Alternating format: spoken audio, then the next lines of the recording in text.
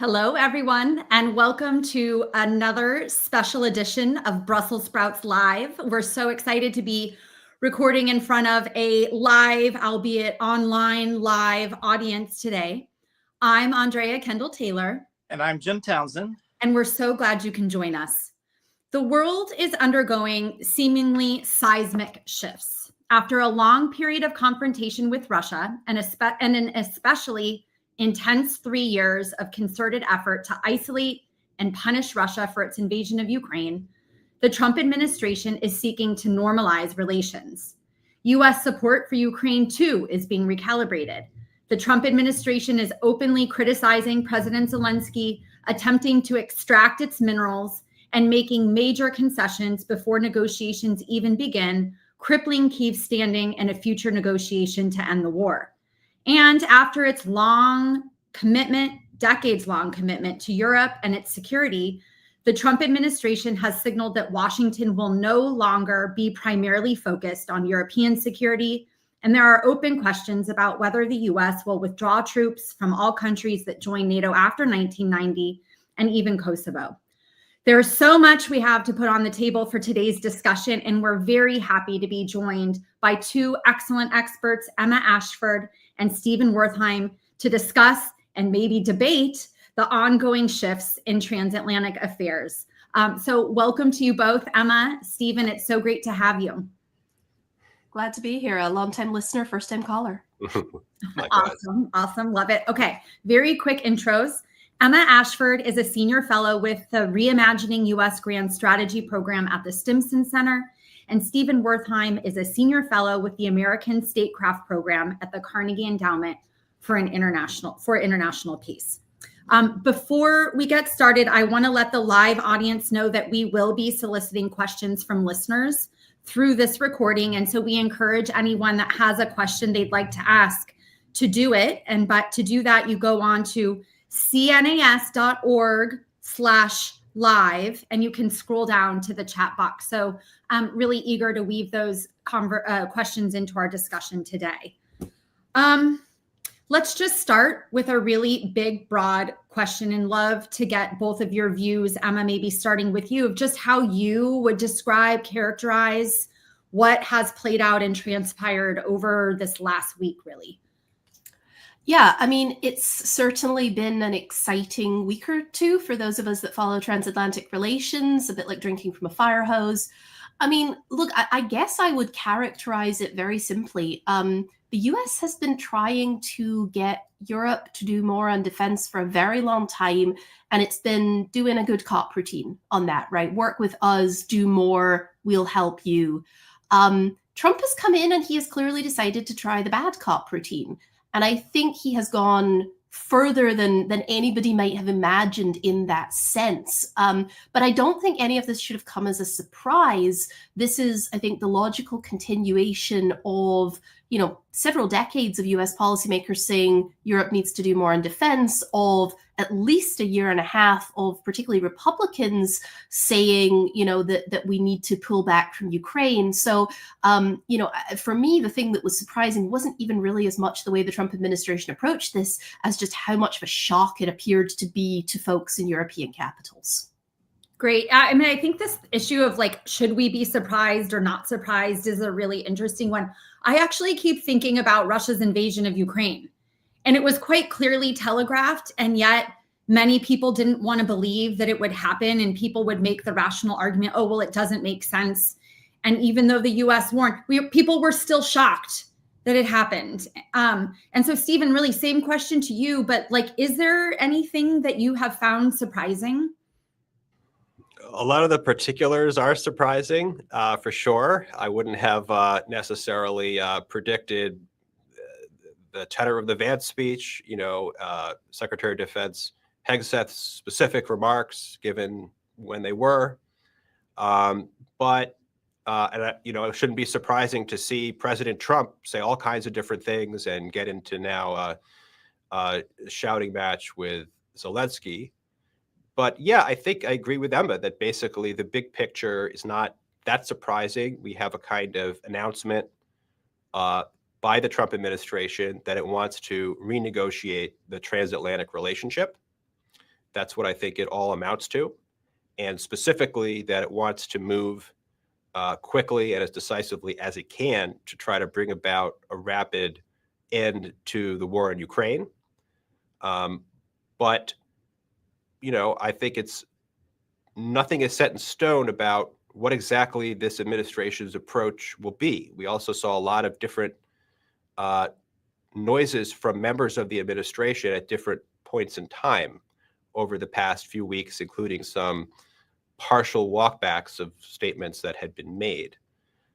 So I think that's where we are right now. And there's a tendency to do two different things when reacting to President Trump and the Trump administration. And I think, these tendencies should generally be resisted. One is to wish cast or to sane wash and try to take what we see from the administration and put the best possible spin on it, make it seem as coherent as possible. The other tendency is to worst case, to dismissively worst case, and say that the realization of all our fears is now coming to pass because of the latest Trump statement. The truth is probably in between those two tendencies. I guess one thing, so I agree that Trump telegraphed and was very clear that Europe would not be a priority, that the allies need to do more for their own security and defense. He was very clear about wanting to bring an end to the war. But I guess what has surprised me is how he's gone about trying to bring an end to the war and the pace and the extent to which he seems to be totally falling in with the Russians. And the whole meeting in Saudi Arabia, I actually found quite surprising. And I wonder if you both want to comment on that, Emma, first. Yeah, so I think the speed with which the meeting in Saudi Arabia happened, I think, was surprising to me as well. I had assumed that we'd be several weeks out before any conversation actually happened. But, I think it's interesting. They mostly didn't talk that much about Ukraine, other than talking about a desire to get to a settlement. Instead, what they talked about were things like bringing the embassies back up to staff. So, setting some of the groundwork for U.S.-Russia dialogue. And I'm not sure that's necessarily a bad thing in this context. Look, I think the administration has been very clear that they want to move towards a settlement here. They have always said, again, very, very similar things, right? That a realistic assessment of battlefield realities suggests some kind of settlement is needed. They've been pretty consistent in the line all the way back into the campaign about territory needing to be traded, or at least, if not acknowledged as lost to Russia, then at least, some sort of de facto status quo has to be put in place. And they've said that, European states will have to step up and pay more. So all of that, I think, again, very consistent. The fact that it's not necessarily unpopular in Moscow, I don't think it's that they're echoing Russian talking points, at least on that point. I think it's much more that this is what the administration's been aiming for a while. I think the one area which we might want to talk about a little more is this sort of Trump-Zelensky spat that has come out of things, because it seems like the Ukrainians have pushed back very aggressively against the Trump administration, and very understandably, I would think. But that does not appear to be a wise approach from the point of view of Kiev, because I think now Trump is in many ways doubling down on saying, well, we don't have to listen to you at all. And he's playing a very strong hand. So for Kiev, for Zelensky, I suspect this is probably a losing approach. Really quickly, but I definitely want to get to Trump Zelensky, but set that aside. And I want to stay on the Russia-US piece just for a second longer. Do you think what is the point of meeting with the Russian side if they're not discussing Ukraine? Don't you think, traditionally statecraft would have been that you would have hammered out some sort of position, or at least had conversations with the Ukrainians and the Europeans first, so that you're going into the meeting with the Russians from a more kind of unified position. Obviously, they made all sorts of crazy concessions before they even stepped in the room. I guess I don't understand the point of meeting with the Russians the way they did. And I wonder how you see that, and whether you think that was the right thing to do. Look, I mean, I think we all know the Trump administration is a little more loosey-goosey about how it does these things than most other administrations, right? They're not a fan of the interagency process. So, we were never going to get something that was, meticulously choreographed beforehand. But, I think there is something in what they are saying, that it is time to sit down and see what the Russians are willing to put on the table and have that conversation. And again, I think it's notable, right? They didn't iron out some concrete, coherent position with Europe, with Ukraine beforehand. And I think the argument that that would have been hard to do actually does carry some weight here. But even as these talks with the Russians were happening with Secretary Rubio in Riyadh, right? Keith Kellogg, the envoy for Ukraine, he was in Kiev today, yesterday. He's been in a variety of European capitals. He stayed at the Munich Security Conference. He's been doing the rounds of talking to the Europeans. So, again, I think there's a possibility here that this is a division of labor and that they're pursuing both tracks. Yeah, can I make a point on that? So I think in this administration, there is an immense amount of frustration with the Europeans. I think there are many people, and this is unlike the first Trump term, when Trump himself may have been frustrated with the Europeans, but a lot of his staff had a different view. This administration has lots of people who think that Europe needs to be shocked into finally doing what they think the United States has trying to get Europe to do for a long time. They also, I think, have been getting some messages from Europeans to try to slow down the process of reaching a settlement over Ukraine. And so one way to say no in a decisive manner to those requests is to start the process bilaterally with Russia, which we also shouldn't ignore, as Emma said, the meetings that are happening with Ukraine. I also think what's confused people is that there may be a different calculus in this administration about the kinds of pressure and inducements that need to be applied to Moscow and Kyiv to bring about a settlement. This administration, rightly or wrongly, seems to think that given Russia's upper hand on the battlefield, it needs to signal that it is serious about reaching some kind of accommodation, and that Moscow could actually, if it engages in a real negotiation, not just one for show, could actually get what it needs in a negotiation.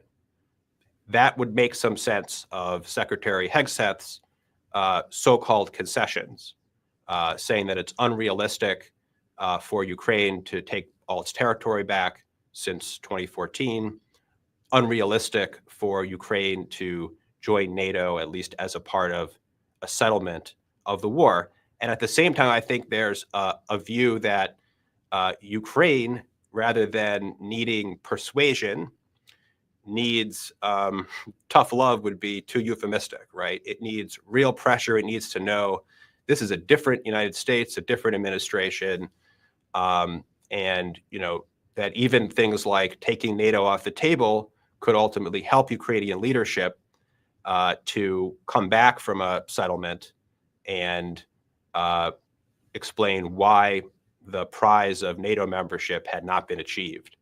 So there may be some of that thinking in the administration. At the same time, there's clearly a lot of Trumpian noise and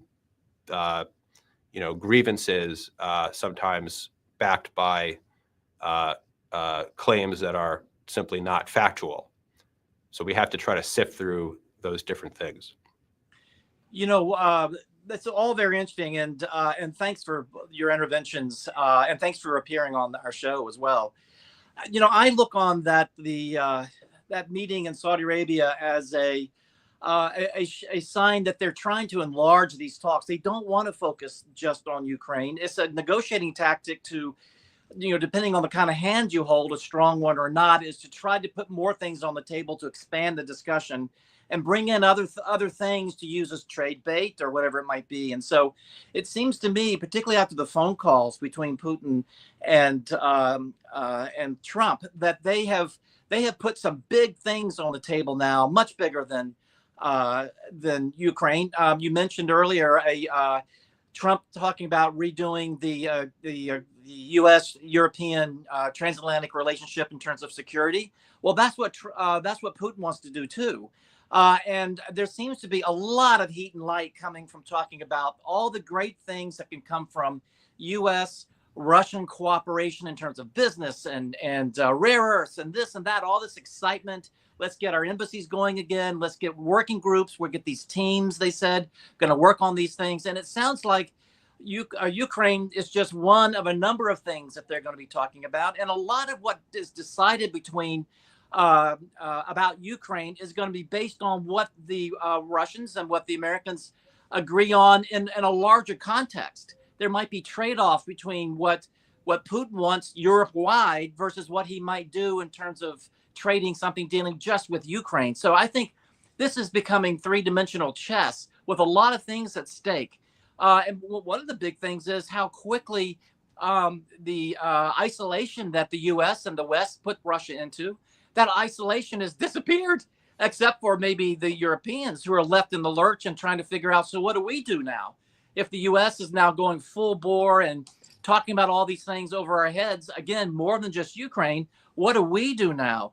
And so just my point to both of you two is any commentary on that, about the bigger game going on, the U.S.-Russian relationship, which is in such a different place. You know, NATO just put out, or they're getting ready to put out, the NATO strategy on Russia. Well, they're going to have to redo it because it's OBE now. So just your view on this, the bigger negotiation, the bigger things at stake between the U.S. and Russia, and how that's going to play in terms of where Ukraine goes. I guess, like, just to add on your question just a teeny bit, what's on the table for the U.S. other than economic deals? I mean, we're offering all sorts of things, rolling back NATO forces, no U.S. troops, no U.S. backstop, bringing in non-European troops to keep. I mean, I haven't heard of what is in the U.S. national interest. What benefit do you see coming and accruing to the United States from this larger discussion? Yeah, we've heard nothing from Moscow in terms of a concession, some sweetener they might throw in the pot, except economic deals, right? They're waving dollars in front of Trump, and he's going for it. But what do you guys think?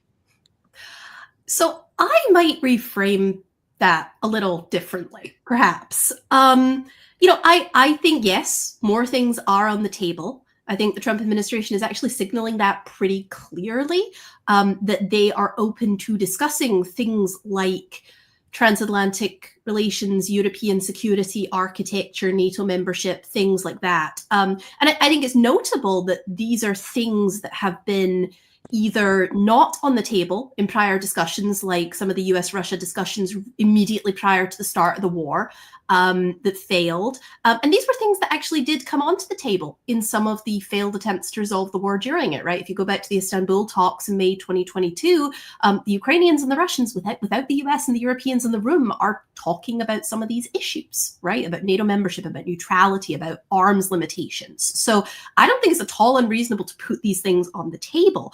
And to my mind, what the administration, again, right, Trumpian messaging is all over the place. I really don't even know what's happening with the rare earths stuff. But in a broader context, I mean, look, I think putting things like conventional arms control in Europe on some potential future strategic negotiating table with the Russians, saying to them that we are willing to talk about things like U.S. troop deployments, things the Trump administration has already said they want to pull at least some U.S. forces back out of Europe. To me, that seems like a way to incentivize the Russians to come to the table. And then we try and think through, how to resolve this conflict and prevent it restarting in the future. And those will be much, much tougher issues. And to me, again, right, this seems like less like we're giving away the shop to Moscow and more like a little bit of a reversion to reality, right? We're not ending Russian isolation. We're understanding or acknowledging the reality that actually Russia was really only isolated from the US and Europe by sanctions and had pretty much free hand elsewhere in the world. We're acknowledging the reality that Ukraine has been at the center of US-Russia policy for the last 3 years, and that there are other issues, right? Everything from nuclear weapons on down that we really should be talking to the Russians about the same way we should be talking to the Chinese about them and other great powers. So, I mean, again, for me, I don't see these as concessions. I see these as reopening the diplomatic toolbox in a way that it's just been shut for the last 3 years. Is there anything on offer from the Russian side? I mean, what is it? I mean, you know, the Rubio and others have said there have to be concessions by all sides. And then 9 hours after the talk, Moscow's launching another drone strike at Kyiv. They're making announcements that Russia's not making any territorial concessions. They're basically now ruling out any NATO member state from putting troops in Ukraine as part of any peacekeeping deal. So we're putting things on the table. The Russians are taking things off the table. And so that I guess that's what I don't understand. They're putting things not just off the table, but in their pocket. Yeah, I mean, if you freeze history at this moment in time, then it doesn't look great, right? On the other hand, we are getting into a negotiation in a position on the battlefield that is not favorable. So I think it shouldn't look great at this point in time. Presumably what Secretary Rubio is referring to is, among other things, an agreement to stop the war. And, you know, that would be a big quote unquote concession from the Russian side. And so I think, you know, we again, none of this feels good. I had a little bit of surgery on Friday and underwent general anesthesia. And my goodness, that was a tremendous timing. I recommend it to all. But I do think we don't want to be sort of premature and extrapolate the kind of trends of the last few weeks to a final outcome. The other thing I'd say is, you know, one thing I think is important to keep in mind is how this administration may make decisions. What many people view as concessions, it may not view as concessions. So I think this administration thinks it would be against U.S. interests to admit Ukraine into NATO. And I happen to agree with that view. Putting aside the dynamics of any kind of negotiation with the Russians, it would just be bad for the United States.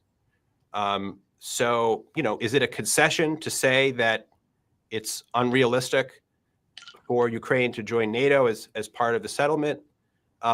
I think you could say fairly that it is a concession, right? Because it's something that the Russians don't want, but you know, it takes a different character as well if you think that action, keeping Ukraine from joining NATO, would in fact be good for the United States, and that Ukraine joining NATO would be bad for the United States. And so I've kind of felt that, you know, we're most likely to see, whether as a result of a U.S.-Russia bargaining process or as a result of unilateral measures, are things that the Trump administration may want to do anyway because of its view of what's in America's interests, that also coincide with what Russia may like to see. And that's why I've thought for a while that we are likely to see, you know, U.S. Troop reductions, at least from parts of Eastern Europe. Can I just throw a few extra things onto the pile here? Because I think, you know, I think Stephen's first point is very much correct, right? We are negotiating from a position of weakness at this point. And that is just the fact. If we had started negotiations 18 months ago, when Ukraine was in a much stronger position, you know, then we would be talking much more, I think, about Russian concessions. Now it's about ending or freezing the conflict. And from this administration's point of view, the way they conceptualize US interests, that is a significant strategic win, right? They want to be able to pull back troops, but particularly pull back systems, stop sending weapons to Ukraine, focus more on the Indo-Pacific. So, you know, for them, these things are strategic wins. And I think we also should be very careful about not just framing this in terms of NATO membership or ending the war, right? There's going to be a lot of down into nitty-gritty details about things that aren't just territory or NATO membership, right? And then the Russians are going to make concessions. They're going to make concessions on things like, Ukraine is going to have to be armed, right, as a part of this settlement. The Russians have said before they don't want that. Well, I don't think that would be acceptable. There would be no settlement. So they are going to make concessions. But at these big picture things, many of which we actually understand were kind of already off the table in a practical sense, I don't think we're going to see movement on those. Jim, I know you have a question, but a quick follow-up. Emma, don't you think there's things that the Trump administration could have done to be in a stronger position going into negotiations? So like, what if, and I get that, I understand the priority is on the Indo-Pacific, but what if they had announced that there would be a new aid package? What if they had really put the push on Saudi Arabia to produce more oil to lower oil prices and the Europeans bring down the oil price cap? What if they got really serious about secondary sanctions or other things? What if don't you, and to me, it seems like the Trump administration coming in, maybe there was a hope that from the Russian side that they could deal. And so if Trump had come in and said, guess what, we're passing a new round of military aid, a new supplemental package, I think that would have had Putin's head spinning, saying, wow, I really can't sustain this forever. And by the way, I am also having manpower issues. My economy, maybe I can write it out this year, but I don't know if I can write it out beyond. To me, there seemed like a better way. And there was a short period in time where I thought that was the direction that we were headed in, with, Trump saying we can do this the easy way or the hard way. And, boy, Putin's country has been driven into a ground. And now it's like we did we took a sharp turn from that trajectory. I mean, that's what's also been head spinning to me. I thought we were marching down a slightly more productive path where Trump was going to look for opportunities to increase U.S. leverage so that we didn't have to go into a negotiation from a position of weakness. But they have seemed unwilling to do that. I mean, look, I think the main problem with that approach, I think, was timeline and constraints, right? So announcing a new aid package, great. But we know at this point, the Pentagon is very concerned about just physical constraints on what can be sent and what it's costing in readiness elsewhere, right? So they were always going to push back against that in any administration.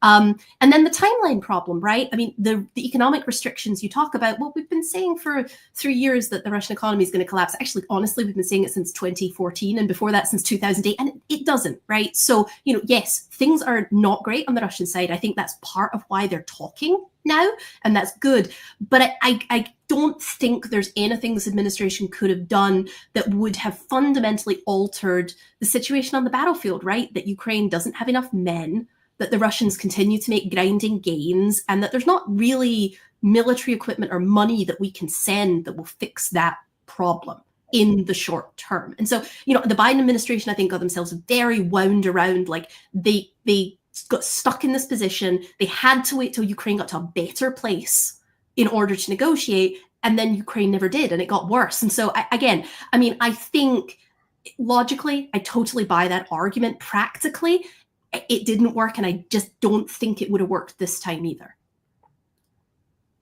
Steve, did you want to add anything to that? I think I agree with both Andrea and Emma. I mean, I think I would have been supportive of the kinds of measures that Andrea mentioned.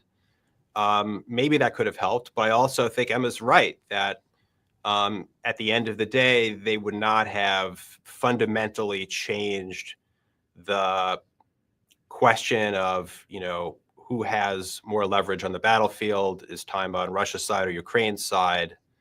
And I also don't think that even though there's been a pivot toward a different approach, that we won't pivot back necessarily to putting more pressure on the Russians, to trying to lower the price of oil, et cetera. It may be that the Trump administration is keeping some of its options in reserve for when negotiations actually get going and there's something to actually pressure Russia into supporting. Well, I'll throw something even more different on top of you guys, and that is, I don't think Trump thinks about anything that we've been talking about for the past 10 minutes. I don't think he's thinking about timing and this little thing and that and reconstruction and who's going to. I think his whole perspective is, I'm going to call Putin. We're going to get our relationship back on track. We're going to get U.S. companies back into Russia. I'm going to be walking around with a tough guy, like I like to walk around with tough guys. I'm going to look great because he and I are going to quickly agree to a ceasefire. That's easy. We're going to agree to a ceasefire, and I'm going to walk away from that, and I'm going to tell the Europeans, okay, you deal with the details. I got you the ceasefire. Over to you. I'm going back to more important things here in the U.S., and I'm going to make sure our companies get into Russia and into Ukraine so we can get back some of that money that we've been sending to Ukraine in terms of rare earths and blah, blah, blah. I think he is at the 30,000 foot level. He's going to deal directly with his friend Putin, and he's going to get stuff that's important to him and leave the details to Europe to sort out. What do you think about that? Could be. I mean, that concerns me. I think that's plausible. And then you add to that Trump, walking away and saying, Europeans, if you care, you take care of it. And if you can't take care of the problem, it's your fault. Right. So, yeah, I think that is a possible outcome that concerns me. But I don't think it's an inevitable outcome based on what we know at this point in time.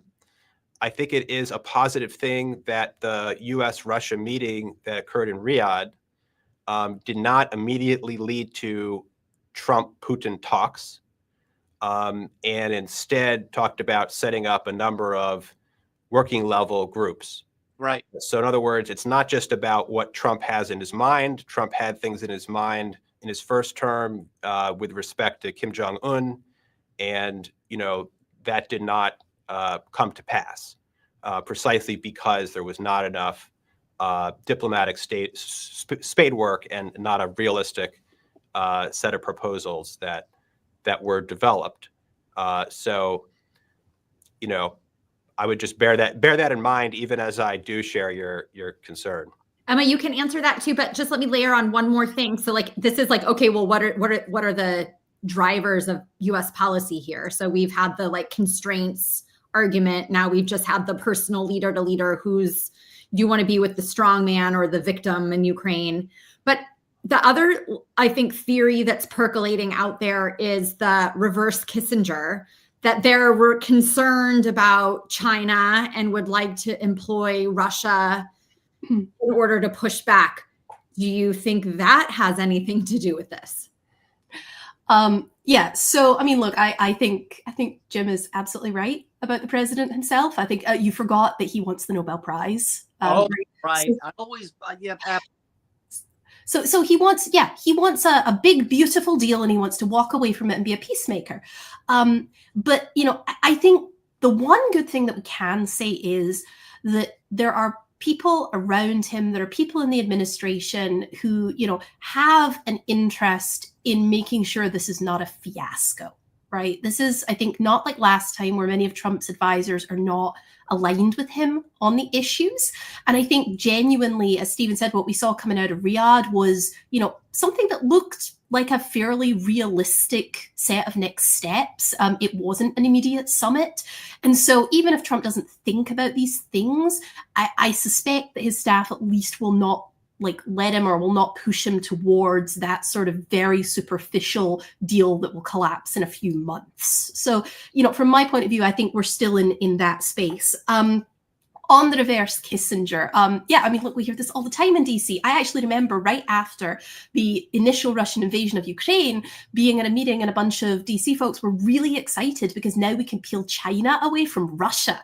And so, this Kissinger just occupies the central position in everyone's thinking in DC. I think my read of where this administration is coming down on this is not that they intend to do some grand bargain that pulls the Russians away from Beijing. That is probably not possible. I do think there's something to the idea that they want to move away from the Biden administration's, if you'll forgive me, Andrea, axis of authoritarians idea. Axis of upheaval, Emma. Axis of upheaval. We've changed it. Okay. But the idea, right, that China, Russia, North Korea, etc., are all this unified force. And I do think, the notion is that you could perhaps have a more flexible approach to the world where you don't push other states to align more closely with each other. So, again, that would be a whole different podcast to debate it. But I think the truth is much closer to that kind of approach than it is to we're going to do a grand bargain. Or do you think that it's just that Trump adheres to spheres of influence and he's perfectly willing to kind of give Russia his sphere of influence, maybe willing to concede that, and then we're going to focus on our hemisphere? I think that's actually very true. I mean, we saw in his inaugural address, he came right out of the gate talking about, I don't think he actually said Monroe Doctrine, but he referenced McKinley, he referenced Manifest Destiny, right? So this is where his mind is. And so, there's a clear push to make sure that China is not in our hemisphere. And so, yeah, I do think this notion is one that carries some credibility among the Trump folks in the administration. I actually tend to agree that there is something to that notion, right? That the idea being, that we have, pushed right up to the boundaries of Russia and China in the post-Cold War period. And that has led to a number of the frictions that we see with both of these states today. And we need to find some way to diffuse that tension. Now, I don't want that to be, and I don't think that should be, Russia marching into Kiev and installing a puppet government, right? Which is why I've backed arms for Ukraine from the start of this conflict. But I do think we have to be realistic, right? That there are places like Ukraine, like Taiwan, where maybe forcing that choice, choose the U.S., choose Russia, choose China, that's not going to be a feasible approach to some of these countries. So I don't think he's necessarily wrong on that point. The hard thing will be, I think, that will give a lot of our European listeners extreme heartburn, because it's how far does that sphere extend? And if we are talking about removing sanctions so they have the capacity to rebuild militarily, and we're talking about rolling back U.S. forces to the 1990 line or 90, I don't pick your line, that conceivably would give Putin the opportunity, the time, and the space for aggression against other European countries.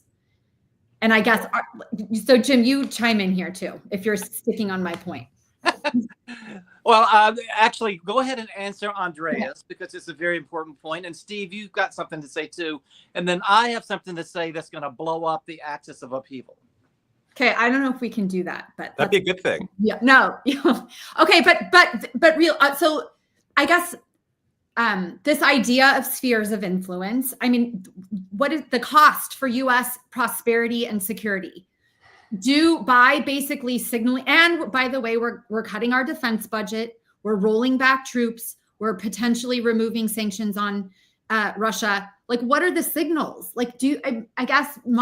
How do you read Russia, and do you think it creates conditions for an expansion of Russian aggression in other parts of Europe beyond Ukraine? Yeah, so I mean, I share this concern. I think there is a pronounced spheres of influence view that we're seeing in Trump 2 that we haven't seen so clearly before. I also think it was unfortunate from my point of view. Look, I and Emma as well, we have advocated a responsible and gradual transition to European leadership of European defense, right? Right. I thought Hegseth's remarks were defensible.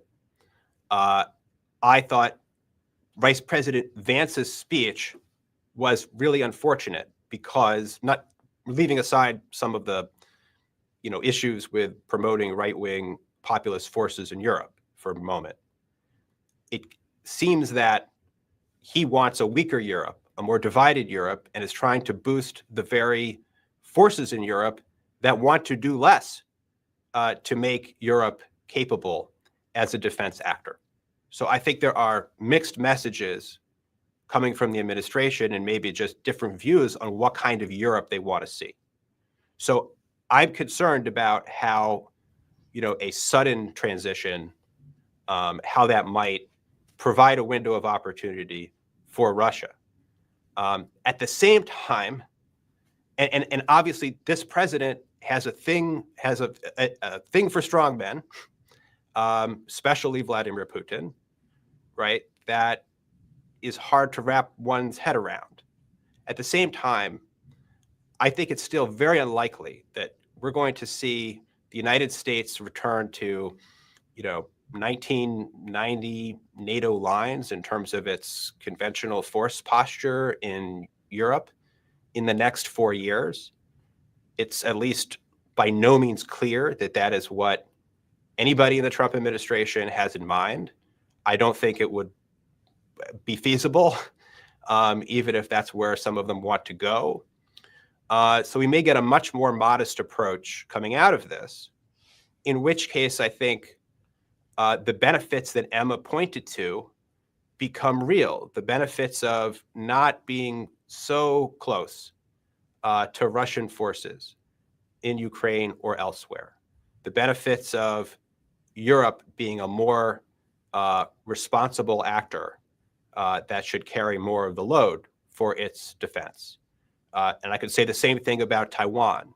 So there's a certain degree to which some spheres of influence thinking could get us to a better place and reduce the risk of major power conflict, so long as it isn't as drastic and abrupt in terms of causing a change as one might fear.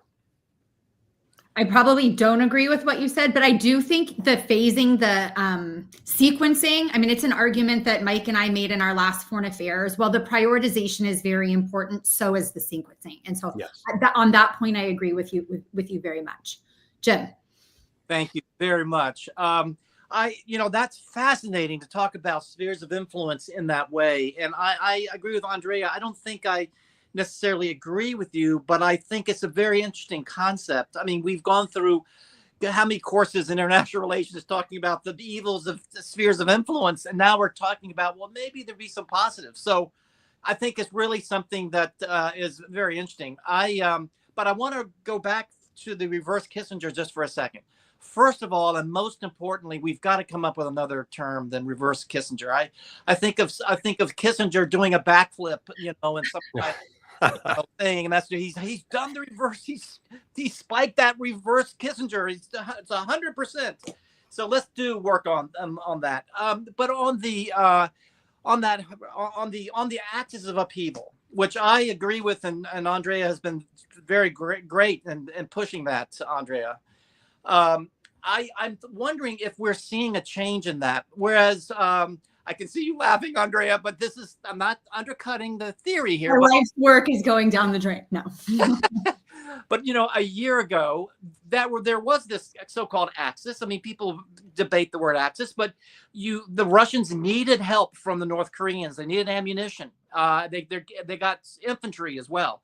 They needed Iran because they had the drones that came out of Iran were very useful at that time. And of course, the Russians needed China desperately for all kinds of reasons, all that we know. So there were these four capitals that were working together primarily to help out Russia.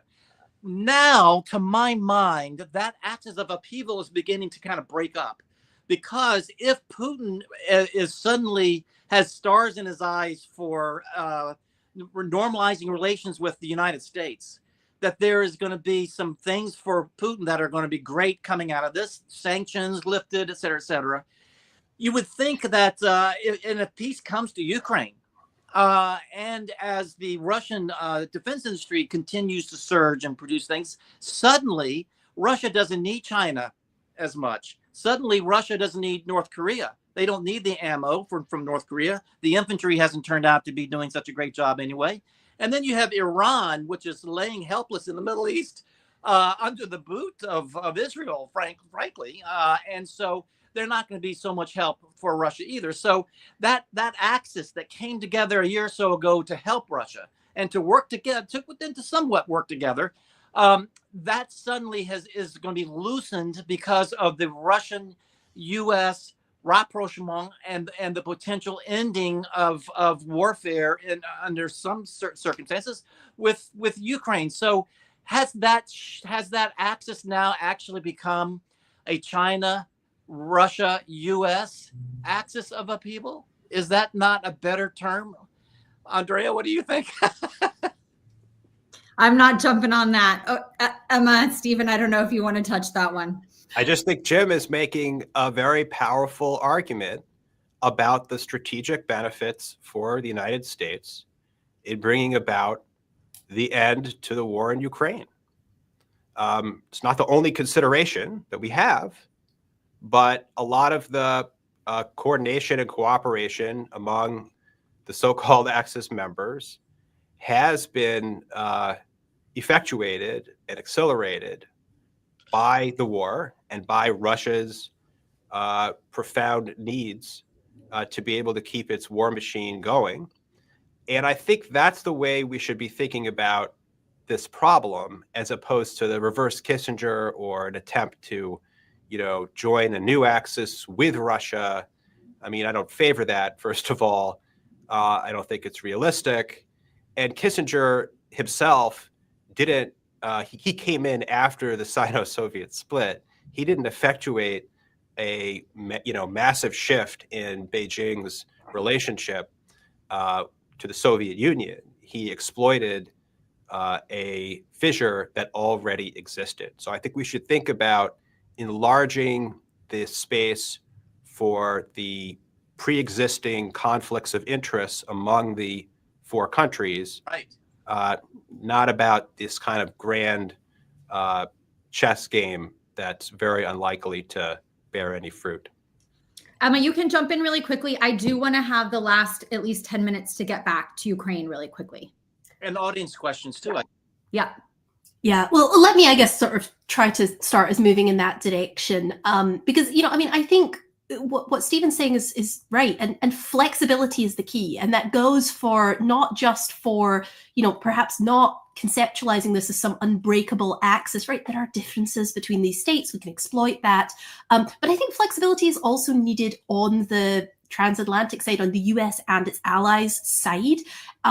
You asked, Andrea, should, what we're talking about here be causing heartburn in capitals in Eastern Europe and the Baltic? Probably, honestly. It should have been for quite some time, honestly. I think the real problem is right now we're looking at a new era, and we're still dealing with the realities of the old unipolar moment. And, if I could just put it bluntly, right, NATO expansion was a Ponzi scheme, right? The United States committed to defend states in Eastern Europe in which it didn't really have any strong interest in doing so, other than that they were part of this Euro-Atlantic system, right? The reason that the US would step in and defend the Baltics is not because they're an important trade partner or military power. It's because not defending them would collapse Article 5 and collapse the whole of NATO, right? And so the countries come in, and that defense commitment doesn't get called into question, and it holds. But I do think there is something very worrying about that. And, one of the concerns, I've said this before, one of the concerns I have about putting Ukraine in NATO when we haven't stepped up to defend it in the last 3 years, I think rightly, is that would then undermine the credibility of Article 5 for anyone else.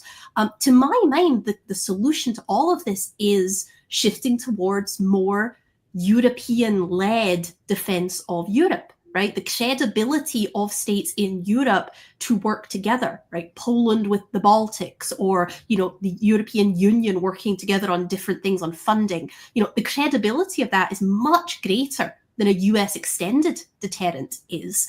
And so again, I think that there is progress here, and I think even ending the war in Ukraine could be one way to start talking about some of these bigger issues, which is clearly where the Trump administration wants to go. Ending the war in Ukraine is where I want to go. Thank you, Emma. Doesn't Trump need Zelensky to end the war in Ukraine? I guess this gets back to where you put on the table earlier, Emma, with the Trump-Zelensky relationship, and that seems to have deteriorated very rapidly. You said, Emma, it was a mistake for Zelensky, which in some ways I agree with, but is it also a miscalculation on Trump's part? Because what you do see, I think, are more Ukrainians kind of rallying around Zelensky, pushing back against this idea of elections and other things. And Zelensky saying, we're not going to accept any deal that you try to force upon us. So talk to us a little bit about that. Like, do we need Zelensky to end the deal? And part of this question is, if the U.S. walks away, but then maybe Trump doesn't get the Nobel Peace Prize because he didn't solve it. But how long do you think the Ukrainians can keep fighting with European support? Would the Europeans sustain support? I know that was a lot of questions, but on the first one, I guess, do we need Zelensky? Like, or if we have a deal and we force it on them and they don't accept it, then what? I mean, look, I think you are broadly correct in framing this choice as, if the Ukrainians and the Europeans come along or work with the US, then a deal is possible. If they don't, then it's a US walk away situation in this administration. I don't think playing hardball on the part of European capitals or even Kiev is going to work in convincing this administration to stay or keep the aid flowing. So then the question, as you put it, is, can European states on their own continue to support Ukraine? My understanding is that, in certain areas of armaments, probably yes. In funding, potentially yes, if they chose to. But, there's certain high-end systems that they can't provide. Maybe Trump would let them buy them from the US, right? Would be very expensive. But again, none of it resolves the underlying manpower and deficiencies in Ukraine. So, look, I think what Trump is doing right now with Zelensky is he's trying to push Zelensky to go to the table as well. And Trump, like I think I said at the start, is playing a very strong hand here, because if the Ukrainians don't come along with this, then they're going to have to sue for peace later on worse terms. And so, again, I don't particularly like that. I don't think it's a particularly, fruitful way to go about this. But I do think, folks who say that Trump needs Zelensky, he needs the Europeans, I think that's a misreading of the situation. Stephen, what do you think? Yeah, I worry that Trump has done harm to his own apparent effort to try to broker a peace settlement. And the kinds of things that he's saying about, putting pressure on Zelensky is one thing, but the kinds of things that he's saying are prone to backfire and diminish his own ability to persuade other parties to get on board, including the Europeans, including our own domestic public in Congress. So I fear that he's done harm, but has it been irreparable harm? Probably not yet. Trump can pivot. And if he doesn't keep up this kind of pressure and we move past it, there could be some benefit to making Zelensky, if he comes away with a reasonable deal, seem like he stood up to Trump. So it could, who knows, end up strengthening his own hand domestically in Ukraine. And at the end of the day, Emma is right. Ukraine does need the United States. So we'll have to see. My team here at Carnegie did a report that came out last year on strategic change in U.S. foreign policy. And one of the conclusions that we drew from reviewing a number of cases since 1945 was that actually persuasion really matters. There are a huge number of obstacles to making big changes. They are internal, the bureaucracy, Congress, the media environment, also external, allies, even non-allies. And this president is not very talented at persuading people. There's a way of framing what he's done that would be, actually, what I'm doing is kind of in line with the goals that the Biden administration had, the main goals so far in this war in Ukraine. I may be going about it in a different way. Those are messages that I think would be valuable for the president, but clearly that's not his style of communication. But I think also, Stephen, not to contradict you, but right, like you're thinking about how he would message that to, a liberal media elite that cares about foreign policy, right? Or maybe the average Democratic voter, right? I think he's instead messaging to the Republican base. And J.D. Vance's speech at the Munich Security Conference fits into this, right? Europeans that don't share American values, right? And as a British American, I don't even know what I'm meant to do there. But, you know, the idea that he is sticking it to these effete European elites that can't even defend themselves. I mean, from his point of view, politically, that messaging does work. Even it's not going to be popular in Europe, goodness knows. Just to throw in back to that question about, so, you know, are we going to have to force something down the throat of Zelensky? And because if he says, hey, I'm not going to agree to this, I wasn't part of this, U.S., you and Russia sorted this out, and now you're trying to make me sign it, and I'm not going to do it. I think one of the things that could happen too is that Trump just turns around and says to Zelensky and to the Europeans, okay, I got you the ceasefire. You know, Zelensky's not playing ball. So Zelensky, good luck to you. I'm walking back to Washington. I'm going to do some other things, and good luck. Essentially opening the door to Putin to come in and just really whack them with the implicit blessing of the United States, because we just walked away from it, and thereby having Putin force Zelensky to the table just through hard power. Europe trying to provide assistance, not being able to do it, and the Russians just turning on the tap, and then finally Trump turning to Zelensky and saying, "Did you have enough now? Okay, sign this." And I'm afraid that's also an option too. But I don't know, would that be popular with Americans? I mean, really, if we walk away and there are images of Russia really making much more significant gains and really imposing their will on Ukraine in a different way, are those things that Americans are willing to accept? Good question. I don't know. I would hate to test that theory, but that might be what he does.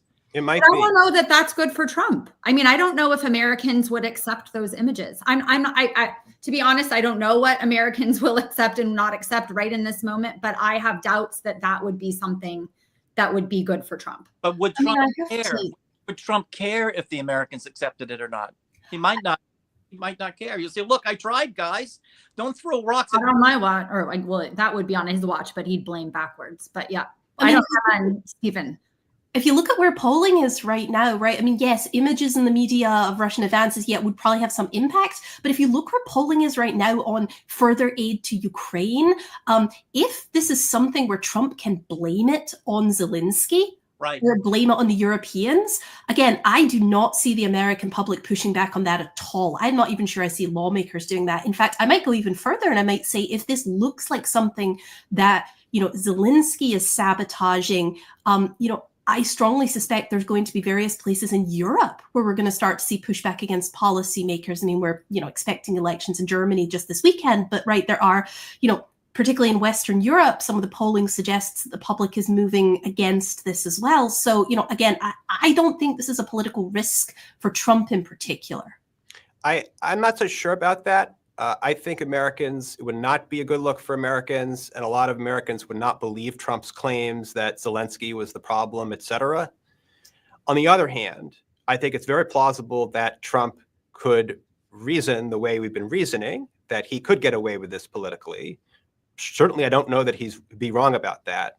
And I think from his perspective, it's probably worse for him politically to be still aiding Ukraine by year 3 of his presidency than to do the total cutoff and see what happens and blame Biden and blame the Europeans and blame the Ukrainians if things get ugly. Yeah. Well, that's a pretty dark ending to our conversation. Sorry. I think we could have done this for another hour. That was really fantastic. There was obviously a lot there to discuss. We got to a lot of it, and I thought it was a really excellent discussion. So thank you, Emma, and thank you, Stephen, for joining us. No, thanks for inviting us. Thanks, enjoyed it. Yeah, it was great to see you all.